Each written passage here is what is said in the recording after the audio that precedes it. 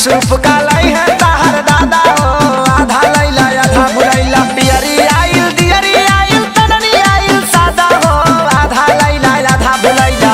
सूप कालाई है तोहर दादा हो, आधा लैला आधा भुलैला। सूप कालाई है तोहर दादा हो, आधा लैला आधा भुलैला।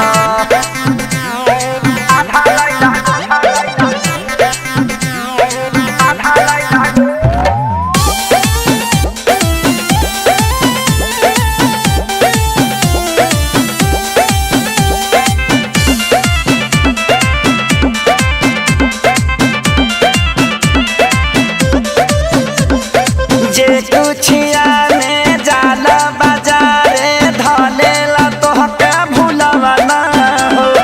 पूजा पाठ के हरिसलिए तू बुझेला खेलवा ना हो। जे कुछिया में जाला बाजारे धलेला तोहके भूलवा ना हो। पूजा पाठ के रसलिए तू बुझेला खेलवा ना हो। ऊख काट के लैता ताता घट जाइत मर्यादा हो, आधा लैला आधा भुलैला। कोसी का लई है तोहर दादा हो, आधा लैला आधा भुलैला। कोसी का लई है तोहर दादा हो, आधा लैला आधा भुलैला।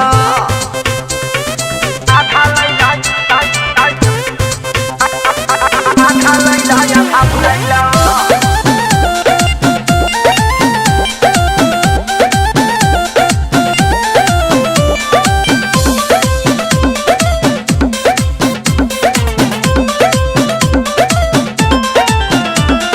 छठी मैया से विनती कर दोनों हाथ पसारी के।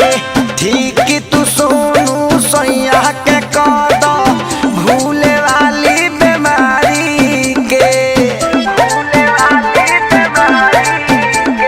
छठ मैया से विनती कर दोनों हाथ पसारी के। ठीक तू कद सोनू सैया के भूले वाली बीमारी के। प्यारे लाल खेसारी से तू पढ़ल नहीं खजादा हो, आधा लैला आधा भुलैला। सूप का लई है तोहर दादा हो, आधा लैला आधा भुलैला। सूप का लई है तोहर दादा हो, आधा लैला आधा भुलैला। जा फिर लेके आवो।